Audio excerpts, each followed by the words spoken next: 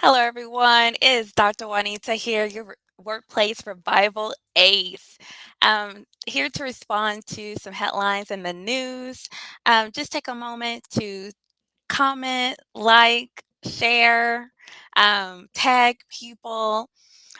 This will definitely stay on my pages, so if you want to go back and check it out, you'll have the opportunity to. But let's go ahead and get to it.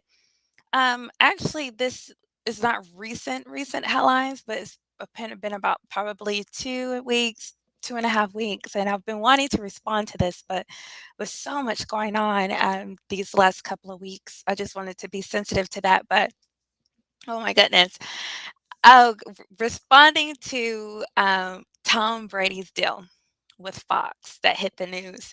And so I really wanted to take the opportunity to talk about social capital and equitable pay.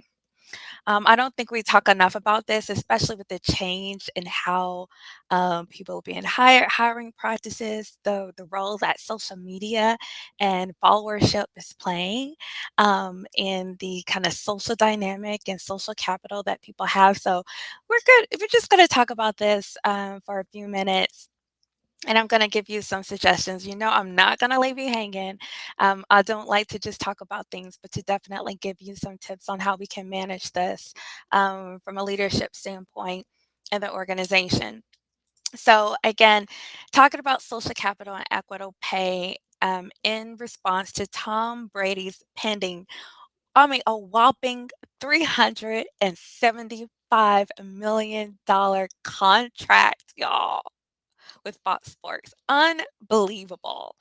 I think one of the articles that I have in my what do you call it? The picture for this live stream is like insane. That's what they called it. And I have to agree. This is a lot of money. I know it's easy for us to say, "Oh, that's awesome. That's a lot of money. Who doesn't want to make that kind of money? I want to make that kind of money. That's great." But we really have to pay attention to what's going on here because y'all, this is a big deal. And this just isn't a big deal from the standpoint that this is a huge amount of money, a deal between Fox and Tom Brady.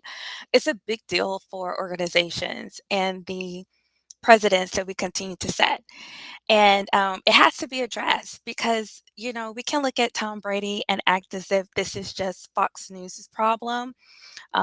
It's not. It happens at ESPN. It happens across the board. This just isn't a sports media problem. This is an organizational problem that is in every field. And so, it may not be a whopping $375 million type deal that's happening in every organization, but we do constantly see these unequitable practices. And this is, y'all, unequitable. It really is. It's unfair. And I'm going to talk about this from the standpoint of just compensation practices in general, but also from the standpoint of, what are we really paying him for, right?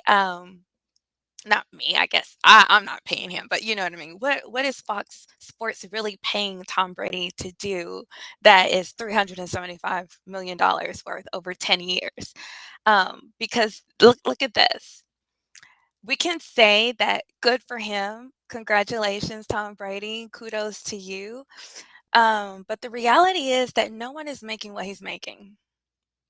Right out the gate, Tom Brady will be expected to make 49% more than Tony Romo, okay, who's been broadcasting for, a few years now, and 20% more than Jim Rome. Y'all, come on, where does this happen? Where do they do this?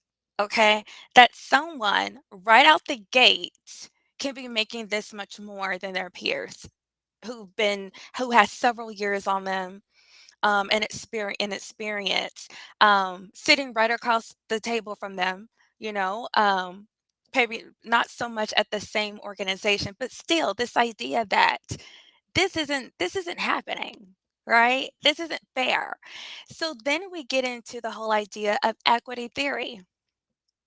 Okay, and if you're not familiar with equity theory is really a motivational theory whereby people look at equity, right? They look for equity in all practices, whether it be in the community, in their home, in the church, right? It's normal for us to want to look for equity, to feel it, to experience it. But then you also have this idea of equity versus equality, where equity deals more with fairness, right? What is fair versus equality deals with opportunity, right? Making sure that everyone has that equal opportunity. But when we talk about equity, for example, it wouldn't be equitable. It would be equal. Let me put it this way. It would be equal to pay a teacher a salary, all things being equal, experience, education, skill set, right? All things being equal. It would be equal to pay a teacher in San Antonio $50,000 and a teacher in, Sacramento $50,000. That would be equal, but it wouldn't be equitable, right? Because it would not be equitable simply because in Sacramento you have much higher expenses, right, than you do here in San Antonio. The cost of living, right? The cost of gas, all of that. Okay. So it would be equal, but it would not be equitable, right? I would hate to move to, Sacramento and someone wants to pay me $50,000 to teach. I'd be like, no, that's it's a livable wage, but it's going to be hard, right? Giving the time and everything that goes into teaching. So I wanted to use that as an example that we have to understand the difference between equity and equality, right? Equality, looking the lens at Tom Brady, still is saying kudos to him. A lot of these broadcasters are making, a lot of money. Hey, it's equal, but no, it's not really. It's really not equal, and it's certainly not equitable. And this is a big deal, y'all, because the fact of the matter is, both inequality and being unequitable can both cause toxic organizational cultures and demotivate employees. It's already hard enough to keep employees motivated to do their job, even under the best circumstances, because there's always going to be, caveats in the culture that you can't really control. You try to lead it as best as you can and to manage it. But motivation is difficult in the workplace, right? So then you bring these things into it where we already know that women aren't getting equal pay, like men are for the same job, same experience, all things being equal, even with the laws that we have in place, right? So that's already things that we're dealing with in terms of, how do we keep employees motivated to do their job? So we certainly don't need to add these two issues. And then also, we have to understand that the lack of motivation leads to mediocrity. Now, some of you would say, well, what's the big deal with mediocrity? Well, what's the big deal with poor performance, low performance, right? Poor performance can be coached, okay? But mediocrity, that's a mindset. Think about that. Mediocrity is a mindset. And when you go and you start doing these unequitable things in the workplace, whether it be with compensation, whether it be with promotion, um, policies and procedures, whether it be how you deal with different issues or discipline in the workplace, then you begin to change people's mindset. And well, not so much you change it, but you create an environment where people begin to adapt. And sometimes they adapt to the hardships in the right place by having this mediocre mindset, right? By saying, you know what? I'm just gonna do what I need to do, right? I'm not gonna keep going above and beyond. They're not paying me for that. They're not recognizing my work for, to be able to do that. And that's really unfortunate. And then it also causes disengagement, right? That people no longer really experience a sense of calling in their work. They're completely disengaged, and you don't want that, because calling and membership in the workplace, and I always talk about this from the lens of spiritual leadership. It's absolutely necessary for the success of your organization to foster both.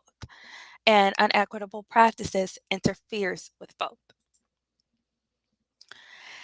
Then we have this idea of social equity theory, okay, where we look for equitable practices within the social dynamic of the world, okay, again, within a motivational type theory. And we're looking for systemic fairness among different groups. Now, we can say this, look at Tom Brady's situation and kind of dig into a lot of different things here. Is this a celebrity slash influencer type cast or status that we're looking at? We're going to talk about that more in a minute. Can we look at this from a racial standpoint, right? Where you see where the NFL is mostly African American males, but then, when you're looking at the Hall of Fame and you're looking at top news broadcasters who are coming out of that and getting these high dollar deals, they're mostly white males. I mean, you can't argue that, right? And we have to ask ourselves why. Why is this happening, right? Why doesn't the um, top producers, the top people who are able to come out and kind of make these better deals, even post NFL, why don't we see it look more like the NFL, right? Um, and then you also just want to see that, even from a, gender perspective, that we already know that men already kind of not perform. We're not going to say outperform, but certainly get outcompensated, right? Um, where all things are being equal, even from sport to sport. So there are a lot of different issues here, but let's get back to the focus of this, and this is the social capital, where we then have to talk about status theory, okay? Because status theory looks at the different caste systems or status type systems that we have in society, okay? And we know that from culture to culture, society to society, that looks different, but we all know that society is built on the lower class, middle class, upper class. We know that.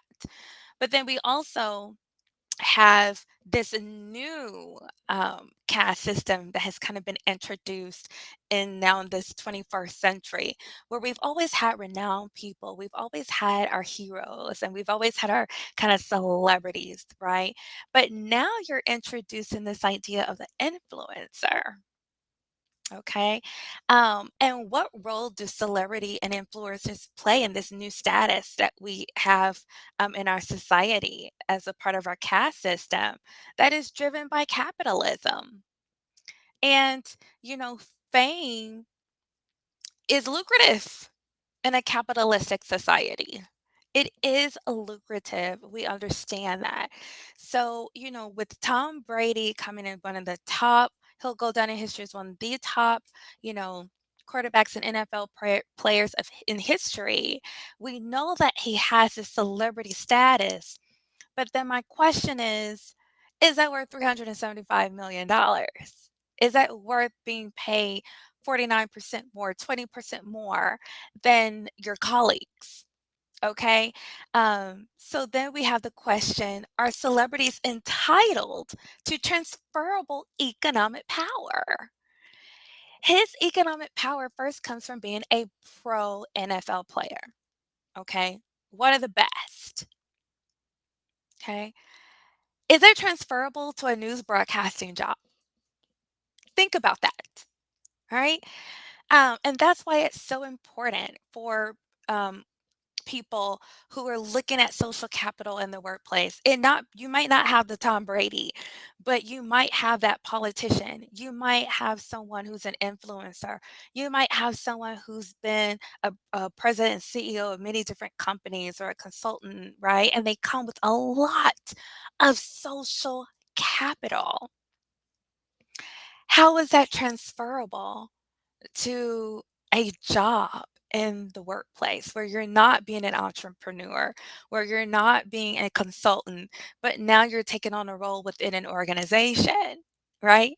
Are people with this type of social capital entitled to that transferability?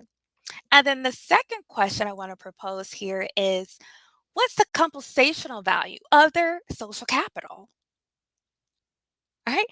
As a leader in an organization, have you stopped to think about that? Have you stopped to really think about what is the compensational value of someone's social capital? How do you quantify it? How do you put dollar cents to it? Right? Because in the case of Tom Brady, how do you determine if you're hiring him based on his social capital, which we know they are? Okay. Yes, and his expertise in football and calling games. Okay, cool. But how do you determine what the compensational value is of that social capital? And how do you navigate that from an organizational standpoint? Okay. Because the reality is that as more celebrities and influencers enter the workforce, this is going to become something harder and harder to manage, to make sure that there's emphasis on equitable pay. So what do we do? Right? How do we manage this? Well, the first thing I want to offer here is that we look at the differences in compensation. That compensation is not just salary, but it's also benefits too. And I think when we're trying to manage this in a workplace, that we really do have to get better at separating the two. Compensation, okay, equals salary and benefits. And benefits we know can be tangible, intangible, right? It could be an office, it could be a house, it could be a car, it could be um, a trip. It could be so many different things. But the reality here is that compensation in the form of a salary, that is what laws are standing for. That's where equitable pay is really emphasized, dollar cents. Because people, with all things being equal, people with the same job, um, experience, education level, they are entitled to equal um, pay in the sense of that they can go to the grocery store and have the same buying power. They can go to a car lot and have the same buying power. They can go to shop for a house and they can have the same buying power. That's where the emphasis should be. Dollar for dollar, making sure that people have the same buying power with all things being equal. Now, if you want to create a benefits package that supports or compensates people for their social capital, that's another thing. Right? But we have to be very careful to make sure that people have equitable buying power. And then also professional organizations need to step up. Right? Professional organizations that oversee broadcasters, media, education, teachers, engineers, doctors. Step up. Use your influence. Use the information and resource that you have to make sure that these organizations are paying people equitably.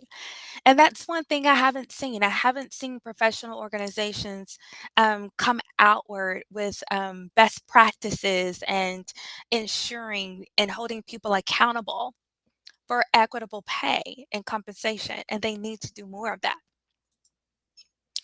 And then also, organizations, you got to conduct pay equity audits. You have to. You have to. You have to make sure that on paper that everything is as it should be, right? From an equality standpoint. And then from an equity standpoint, making sure that we're we're it applies to people's motivation, how they feel as their sense of calling is being appreciated, that they feel a sense of membership, that they're seeing. Um, it's our duty, right, to make sure that we are holding ourselves accountable to these practices. Yes, laws are in place, but everything shouldn't take a law for us to do the right thing and to treat people the way that they deserve to be treated. Okay? Because now I'm looking at these other broadcasters. I really haven't seen a lot of commentary regarding this in terms of how they feel about, Tom Brady having a pending deal for $375 million or 37 and a half $1 million, per year for 10 years. But I have to imagine that they're feeling some kind of way about that, right? And maybe just don't know how to communicate that in the best way. So I've put the information out there, what these current issues are, and I'm not going to leave you hanging. I am here to also offer you 10 steps to managing social capital for equitable pay. So let's get into it. Number one, have the desire for equitable policies. It starts here, right? And here it's not going to change until this changes your heart. Okay. You have to be moved as a leader to want to make change, to want to treat people well, to make sure that people are taken care of. No one can coach you into doing that. No one can teach you how to do that. You have to want the desire. And if you struggle with this, as we all do, struggling with, caring about some things more than other, pray about it. Pray for God to really convict you regarding these matters and to change your heart about it, so that you truly have the desire to do the right thing by people and those to whom you're accountable to. And then number two, get anonymous feedback from employees. And I say anonymous because people are much more reluctant to tell you the truth if they know right away that their name is associated with it. It's just how it is. Um, Even better, hire a consultant, hire a researcher to come in and collect data from your employees for you. And again, that's creating even a better environment for you to hear the truth, not what they want you to hear. Not what you want to hear, not what won't necessarily get them called into the office, but certainly the truth of the matter as to the policies that are currently in place, the compensation that is being provided, and what their feelings are regarding that. And then from that data, then you can hold a focus group, call people together and say, this is the data that we have. You were honest. We appreciate your honest feedback. Now we really want to talk more to you about, what are some of the suggestions that you have? What are some deeper concerns that you have that may not have been addressed in collecting the initial data? That we can talk to you about, because we want you to know that we care. We want you to know that we want to create a more equitable workplace environment, especially regarding compensation. How do we do that? Okay. And then number three, based on data that you collected, establish SMART goals for your organization or your individual departments or specific groups of people.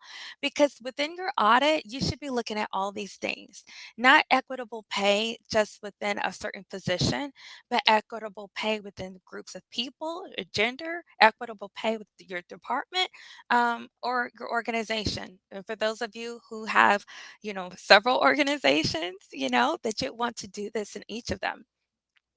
And then the SMART goals, let me remind you, goals that are specific, measurable, attainable, relevant, and time bound. Okay.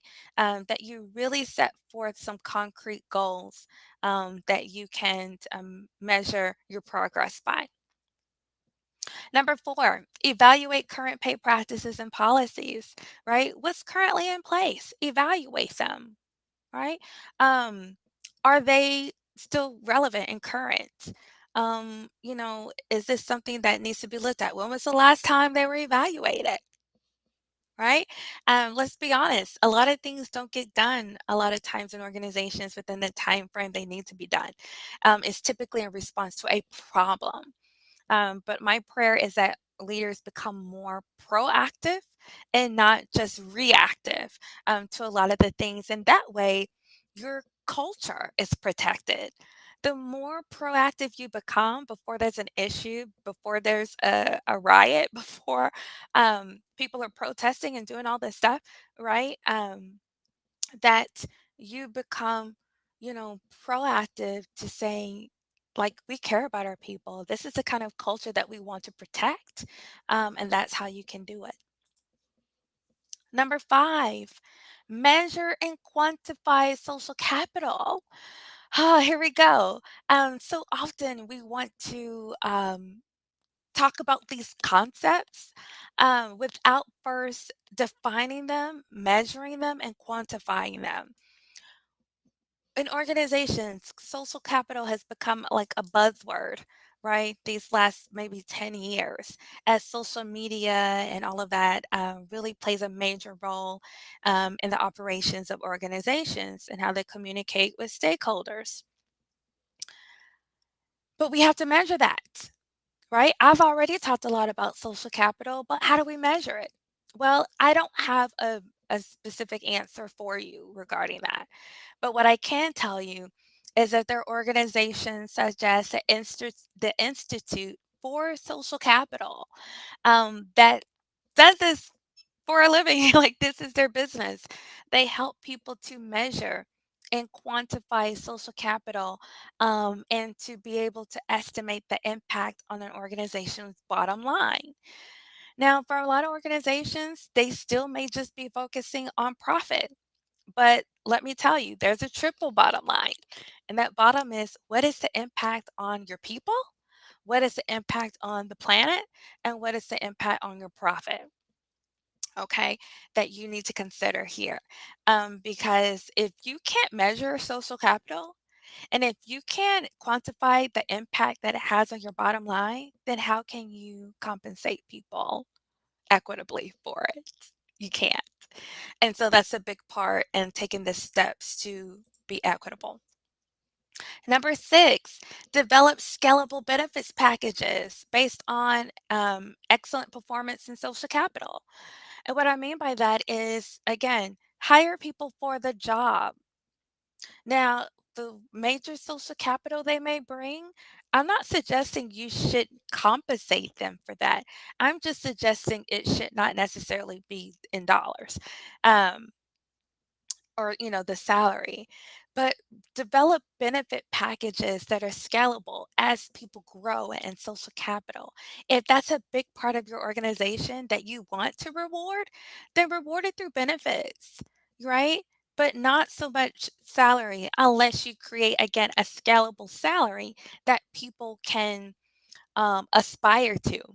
Again, this also increases motivation in the workplace for better work performance and to build social capital, which is important to have those relationships, right? To really build trust in the community and within your organization for the work that you do. Number seven, collect compensation data from other organizations, from local and national ones. Okay. And this is a big deal because this will also help you remain competitive, to have that advantage over people regarding compensation. Again, you want to keep it equitable. You don't want to be like, hey, everyone, we're paying our broadcasters $375 million. Okay. But at the same time, you want to know, what are other people doing where I can position myself in the right way to make sure that we're um, establishing ourselves as an equitable paying organization within the local market as well as the national market and even international market. Okay, taking into consideration inflation, cost of living, demands, etc. Number eight, hire celebrities and influencers for the job. For the job, people. I know they come with a lot of social capital. I know they do. But guess what? As I was reading articles and really trying to get an idea for the conversation regarding this, there has been no proof that when you hire celebrities or people with major social capital as news broadcasters, that it really adds to the organization's profit margin. There is absolutely no evidence for that yet. And if those of you who are listening, if you see some, please send it to me. Let me see the inbox. But I am seeing other commentators, other people who are talking on this matter, and they agree. There is no proof of that. So if you're paying people this amount of money based on social capital and salary, what what what proof do you have that that's justifiable, right? How in the world do you justify that? So it's important that when it comes to salary, that we hire celebrities and influencers for the job, um, considering their education, their experience, and their expertise. Okay. And then number 9, take critical actions to eliminate compensation disparities. So don't just get the data. Don't just spend the time and resources getting the data, talking to people, getting them hyped up that you care, and then do nothing about it. Actually take the critical actions to eliminate these problems, these disparities, and then also create a solid communication plan for how you're going to communicate the change. Okay, every change has to be partnered with the right communication. Okay, so you need to create a plan to communicate why you're making the changes, how the changes align with your heart and care for people, right? How you want to be, what's the word I'm looking for? Oh gosh, it just was snatched from me. But you want to be in line with laws, right? You want to do things the right way. So communicate even how your values of the organization align with the change that must happen to be equitable. Okay. Now, I say this because you're probably thinking, what problem would people have with people trying to be equitable? Are you kidding me? A lot of problems. People push back with people trying to do the right thing for the right reasons, especially when regarding compensation, because everyone has no problem being paid the highest salary. No, people have no problem with that, but they have a problem when they're on the other side of it.